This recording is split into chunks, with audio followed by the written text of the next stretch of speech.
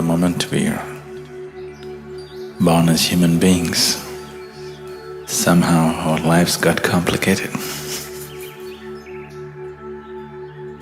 If we had come here as any other creature on this planet, life would be very simple, eating, sleeping, reproducing and dying one day. Now we have to do all those things, but after doing all those things we find somehow it's not enough. Somehow where you are right now, wherever you may be, is not enough. You want to be a little more than what you're right now, isn't it? Isn't it so? If you know only money, maybe you're thinking of little more money. If you know only pleasure, maybe little more pleasure. Power, little more power. Whatever it may be, whatever your currency may be, but everybody is wanting to be little more than what they're right now. The process of desiring is continuously going on. So this longing of well-being, because ultimately everything that you're doing is in search of your well-being. Whether you're going to work, or you're going to the bar, or you're going to the temple, or you're getting married, or you're having children, you're studying in a university, everything is fundamentally your well-being, isn't it so? Yes? Different people may have different ideas about well-being. Somebody thinks if they can eat twice a day, that's well-being. But somebody else, that's not well-being, isn't it? Our ideas of well-being may be different, but every human being, consciously or unconsciously, constantly in search of his well-being, isn't it? So, what is well-being? When do you really feel well in your life? When do you truly feel well? When you're very happy, you're well. Even if you're physically ill, you're still well, isn't it? Even if you're medically diagnosed as ill, you're very happy right now, you're feeling well, isn't it? So fundamentally, well-being means a certain level of joyfulness, certain exuberance of life. What is happiness?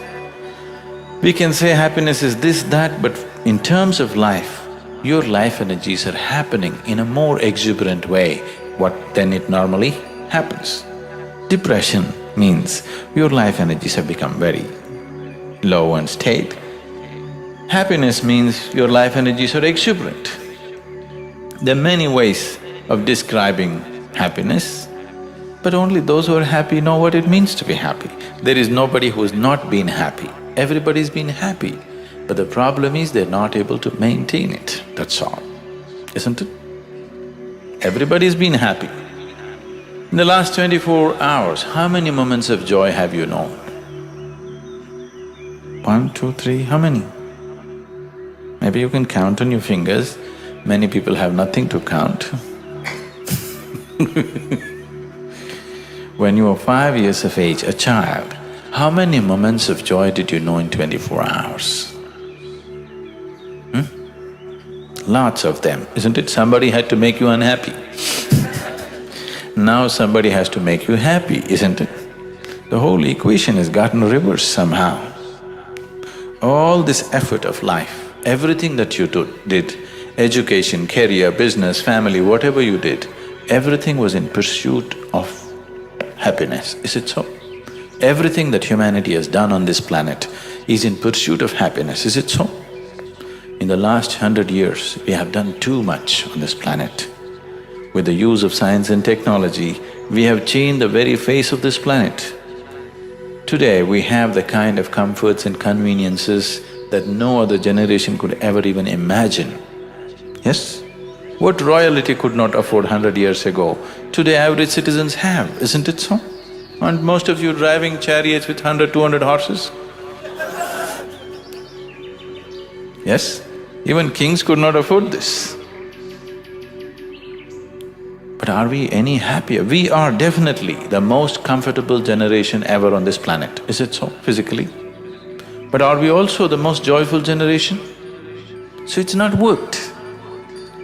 Science and technology has brought enormous amount of comfort and convenience to our lives, things that we could not imagine just 25 years ago are just a living reality today, isn't it? But are we any more joyful? No. And all these comforts and conveniences have not come easy, they've come at a tremendous cost to every other life on this planet.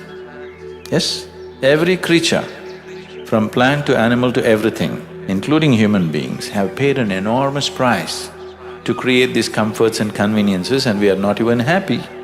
What is the point? We are literally making a bonfire of this planet.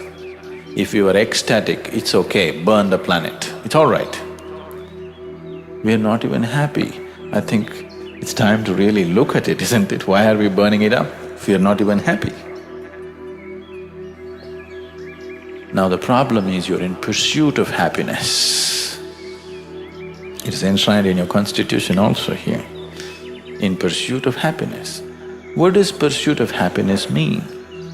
That you want to do so many things to be happy. Yes? Yes, that's what it means.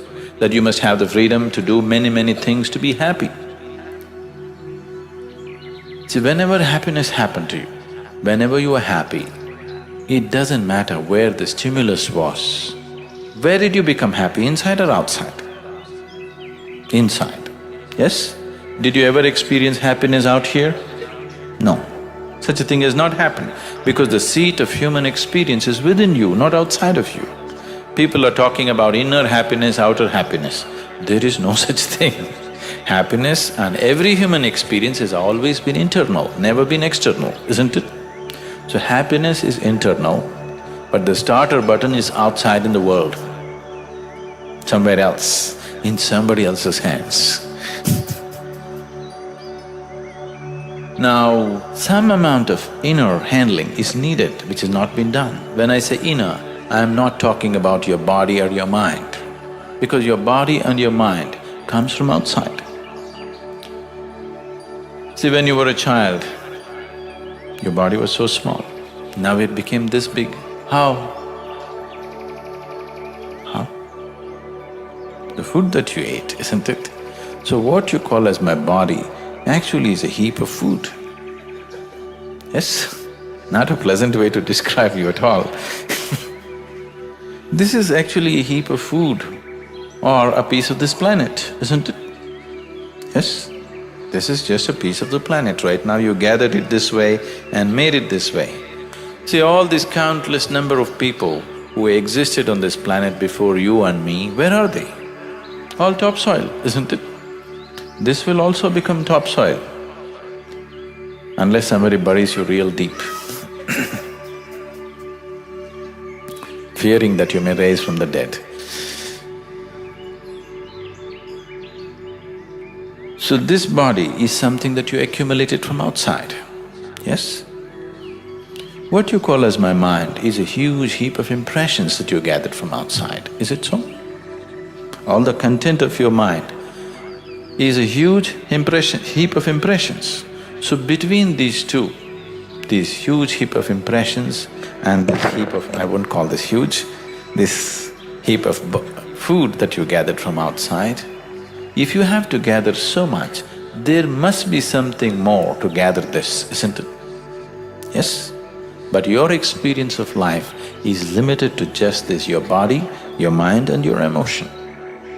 When I say mind and emotion, they are not really different. What you call as my emotion is just the juicier part of the thought. Thought is dry and straight. Emotion is little juicy. Without that, you would feel too dry and thirsty. So because to quench that thirst, you make a certain part of your thought emotion. The way you think is the way you feel, isn't it so? Yes? Right now you think this is a wonderful person, you have sweet emotions towards that person. Right now you think somebody else is a horrible person, you have ugly emotions towards that person. You cannot think he's a horrible person and have sweet emotions towards that person, isn't it? You cannot think this is a wonderful person and have ugly emotions towards this person. The way you think is the way you feel. People think they are different simply because emotion has a certain amount of drag time. See, today you thought this is a wonderful person, Tomorrow morning your thought told you, this is a horrible person. But thought immediately changes direction. The moment it saw a few things, it just immediately changed direction. Emotion cannot change its direction, it has its own drag time. It still continues. But after 3 days, emotions will also change. Maybe 3 days or 3 years, how long you take, it's different. But it will change, isn't it? It'll catch up with your thought or no? It does. Emotion is more fluid, so it has drag time, you can't gather it immediately. Thought you can gather it immediately and redirect it this way. Emotion, you can't gather it immediately, it spills all over the place, it takes certain amount of time to gather it. So your thought, your emotion, your body, everything has been gathered from outside. So what you have from outside, you can gain, you can lose, isn't it?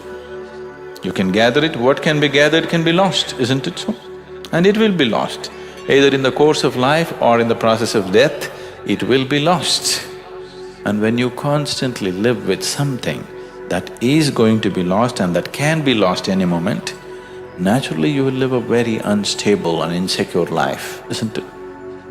Just see how much of your life has been structured around your security. Almost everything that you do is about your security, isn't it so? Yes? Is it so?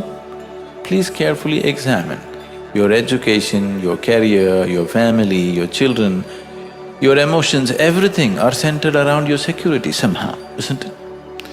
When you're constantly thinking about security, when you're constantly concerned about your security, you will not walk full stride of your life. Every step will only be a half a step.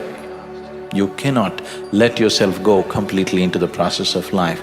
Always the question is, what will happen to me? What will happen to me is the question, isn't it? Till this problem is taken away, you will never realize the full potential of who you are. You will never find full expression, either to your body or to your intelligence or to anything, till this question of what will happen to me is taken away from your life. Only when you come to this state, nothing can happen to me, whatever, whichever way life is, this is the way I will be. Unless this is brought in within you, you cannot take full steps in your life, you'll take only half steps in your life. So the spiritual process means bringing another dimension which is beyond the physical into your living experience, so that this problem of security and insecurity is gone. Because you're so totally lost in your instincts of survival, you think everything is within the range of this. It is not so. See, if you don't mess with your mind right now, to be peaceful and joyful is natural, is it so? Is it so? Do you have to go and conquer the world to be joyful? Can you just watch the sun setting and be joyful? Can you close your eyes and be joyful? Yes? Can you think about something and be joyful, and not think about anything and still be joyful? So, being joyful is not happening because of any particular act in the world. Yes? People might have gotten there by doing many things, that's different. This is like, on a certain day, a bull and a pheasant were grazing upon the field. The bull was grazing upon the grass and the pheasant, the bird, was picking ticks off the bull. They're in some partnership. There was a huge tree at the edge of the field. The pheasant looked up at the tree and very nostalgically said, "Oh alas, there was a time when I could fly to the topmost branch of the tree, but now I do not have enough strength in my wing even to fly to the first branch of the tree." The bull very nonchalantly said, "Oh, that's no problem. If you want to get to the top of the tree, every day you take a certain dose of my dung. Every day eat some of my dung and within a fortnight you will get there." Very hesitantly, the pheasant started pecking at the dung, and lo, on the very first day he reached the first branch of the tree. Within a fortnight, he did reach the topmost branch of the tree. So he went and sat on the topmost branch of the tree, just beginning to enjoy the scenery. The old farmer who was rocking on his rocking chair saw a fat old pheasant sitting on topmost branch of the tree. He pulled out his shotgun and shot the bird off the tree. The moral of the story is, many times even bullshit can get you to the top, but never lets you stay there. In so many ways you're trying to bullshit yourself into joyfulness. You have gotten there many times but never stay there, isn't it? Yes? You can do this just by running on the beach, by dancing, by singing, by drinking alcohol, by taking a drug, by doing so many things. It all gets you there for a moment but never lets you stay there, isn't it? Yes or no? The more you don't get to stay there, the more and more desperate you're becoming with life. Now I'm talking about joyfulness, what it is. There are many, many ways to look at this. One simple way is, let's say right now you lost your peace. If you lose your peace, what happens with your life? First you today go home and yell at somebody at your home, your husband, your children or your wife or whoever is there. If it continues, tomorrow morning you pick a quarrel with your neighbor. If it continues, then you go to your office and yell at your boss. The moment you yell at your boss, everybody knows that you need medical help. Yes? When you yelled at your husband, wife, they thought it's normal. But the moment you yell in a place where there is going to be serious consequences for you, people know you need medical help, isn't it? So they took you to your doctor. Initially the doctor tries to talk you out of it, but you won't budge. The last thing is he'll throw a pill into you. This pill is what? Just a little bit of chemicals, isn't it? If you throw this pill into you, you do become peaceful. Maybe not forever, for a short period of time you do become peaceful. It is working, that's why so many people are popping it, isn't it? It is definitely working. Maybe just for a short while, but it is working. So just a little bit of chemicals is bringing peace into you. Or in other words, peace is a certain kind of chemistry, isn't it? If peace is chemistry, isn't turmoil another kind of chemistry? Yes? Isn't joy another kind of chemistry? Isn't misery another kind of chemistry? Agony another kind and ecstasy another kind? Every human experience has a chemical basis to it. Now I'm talking about creating the right kind of chemistry within you, where to be peaceful and blissful is just natural to you. You just create the right kind of chemistry. Now, this is the way you are. This is not something that you pursue outside. We have engineered the world today in many ways so that it functions better for us, isn't it? We have done nothing about ourselves. Engineering fundamentally means to create situations the way we want it, isn't it? We have strived hard to create external situations the way we want it. But our inner situations are not the way we want it. What's the point now? We are sitting with the kind of climate that we want in the outside, but the inner climate is not good. This doesn't work, isn't it? It doesn't matter where you are sitting in a palace or in heaven, but your inner situation is not good. Now, it doesn't matter, isn't it? Yes? People are wanting to go to heaven, why? Because they've made a hell out of themselves, obviously. Who told you this is not heaven? How do you know? How do you know that you're not already in heaven and making a hell out of yourself? Because all the misery that you have ever experienced has happened only in your mind, isn't it so? Where is the manufacturing unit for all the human misery that's happening on this planet? California? Where is it? It's in your mind, isn't it?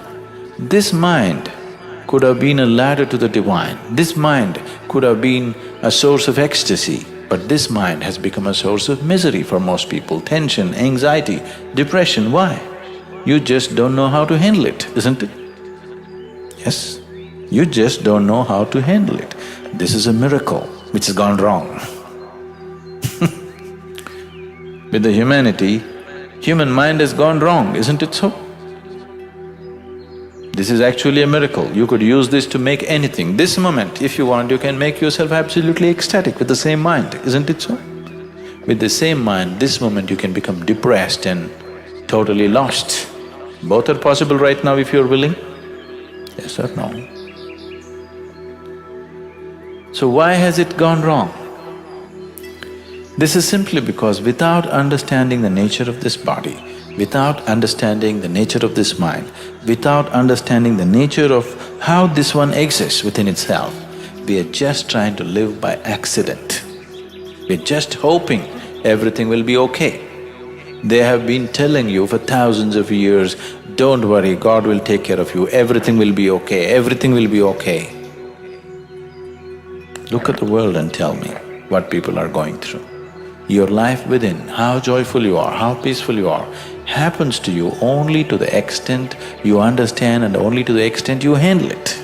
To what extent you're capable of handling it, only to that extent, only to that depth you will know life, otherwise you will not know anything beyond that. For example, the mind, how we are handling it. Let's look at this. See, the nature of the mind is anything and everything your five senses come in touch with, your mind collects. Most of the impressions that you have gathered in your mind are unconscious. Every waking moment and every sleeping moment of your life, whatever comes in touch with the five sense perceptions is recorded. Every sound, every smell, every touch, every sight that you have gathered is all there in your mind. Some of them you are able to pull back and use, much of it you are not able to pull back.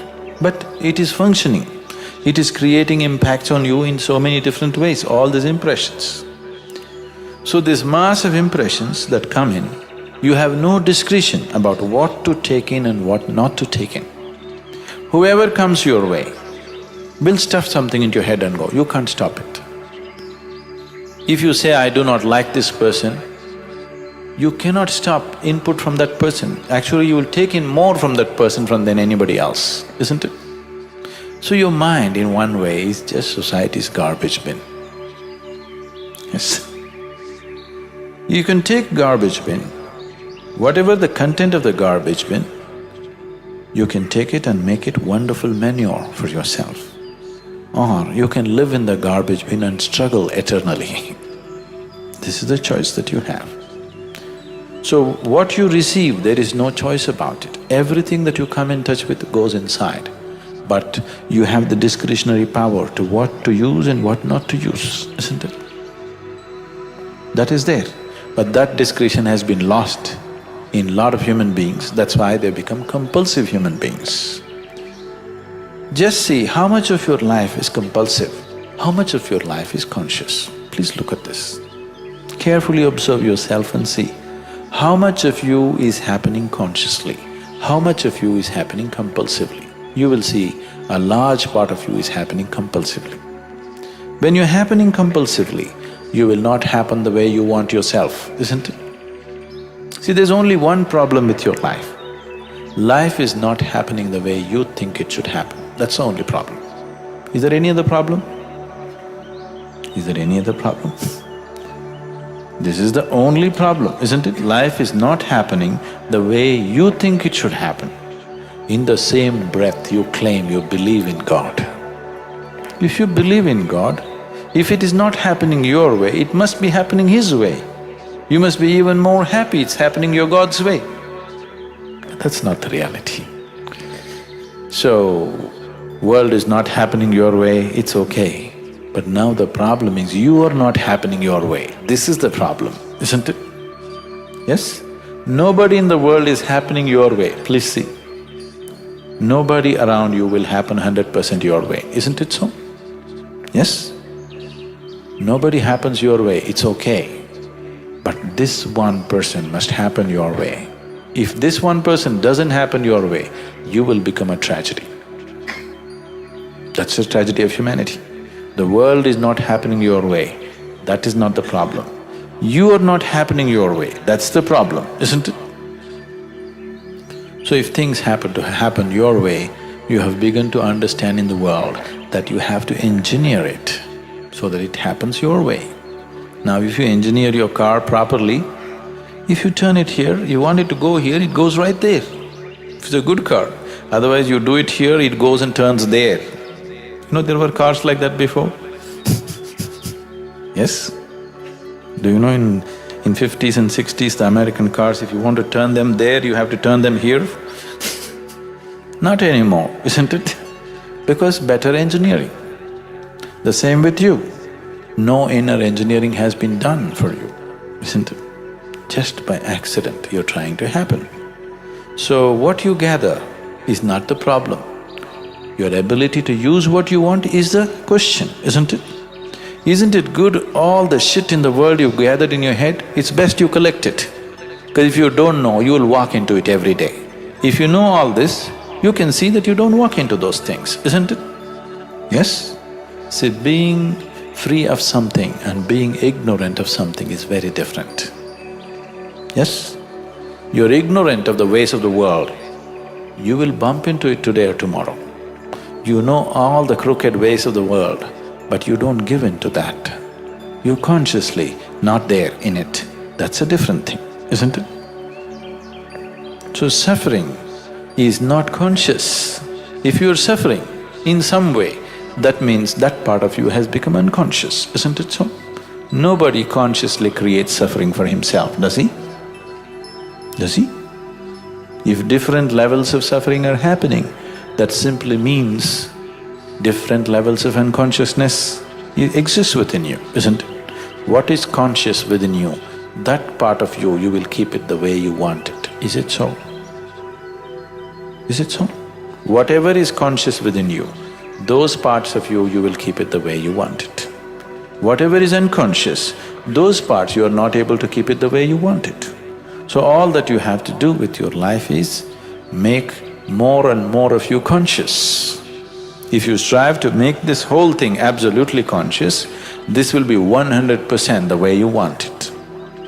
This one piece of life will happen exactly the way you want it.